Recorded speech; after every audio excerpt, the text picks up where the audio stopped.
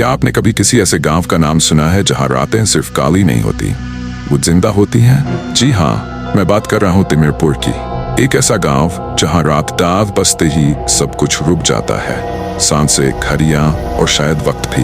गहरी सांस। आज की कहानी शुरू होती है सीमा से। वो एक नवनियुक्त शिक्षिका थी जिसे राज्य सरकार ने तिमिरपुर प्राथमिक विद्यालय में नियुक्त किया था। सीमा को लगा था कि ये कोई सामान्य गांव होगा, लेकिन पहले ही दिन जब वो वहां पहुंची तो गांव एकदम वीरान था। दुकानों के शटर बंद, बच्चे नजर नहीं आ रहे और बुजुर्ग ऐसे मानो सदियों पुरानी कहानियों का भार लिए हों। पहली रात ही सीमा को कुछ अजीब लगा। स्कूल के सामने वाले पुराने कुएं से किसी के रोने की आवाज आ रही थी, पर जब उसने पास जाकर देखा, वहां कुछ नहीं था। सीमा ने इस बारे में गांव के एक बूढ़े आदमी रमेश काका से बात की। रमेश काका की आंखों में जैसे पुराना डर फिर से जाग उठा था। वो बोले, मैडम जी, रात को कुएं की तरफ मत जाया करो, वो जगह पवित्र नहीं रही। सीमा चौंक गई। ऐसा क्यों?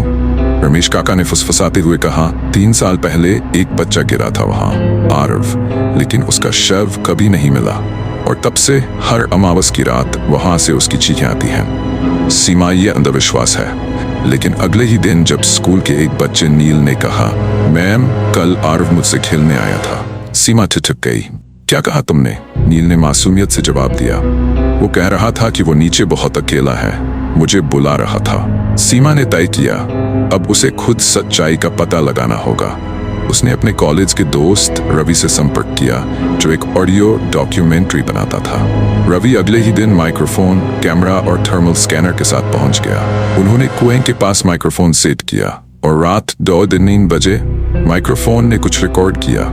पहले धीमी धीमी सी फुसफुसाहट, फिर एक मासूम आवाज, माँ, पापा कहाँ हो, मुझे ठंड लग रही है। सीमा की रूह कांप गई। रवि ने कैमरा जूम किया और कुछ सेकंड एक साया कैमरे में कैद हुआ। अचानक तेज हवा चली, कैमरे की स्क्रीन ब्लैक हो गई। चारों ओर से वही आवाज आने लगी, मैं यहाँ हूँ, मुझे अकेला छोड़ दिया। रवि और सीमा भागे, लेकिन तभी सीमा को लगा किसी ने उसकी कलाई पकड़ी और फिर एक तेज रोशनी हुई, जैसे बिजली नहीं, कोई अद्भुत शक्ति, और सब कुछ शांत हो गया। अगली सुबह जब गांव वाले वहां पहुंचे, वहां कुएं के पास एक छोटा बच्चा बैठा था, गीले कपड़े, धूल से भरा हुआ, लेकिन जिंदा। वही बच्चा आरव, जिसकी मौत को 3 साल हो चुके थे। आरव ने सिर्फ इतना कहा, मुझे माँ ने ऊपर भेजा है, उन्होंने कहा अब डरने की जरूरत नहीं। सीमा रो पड़ी। गांव के सारे लोग स्तब्ध।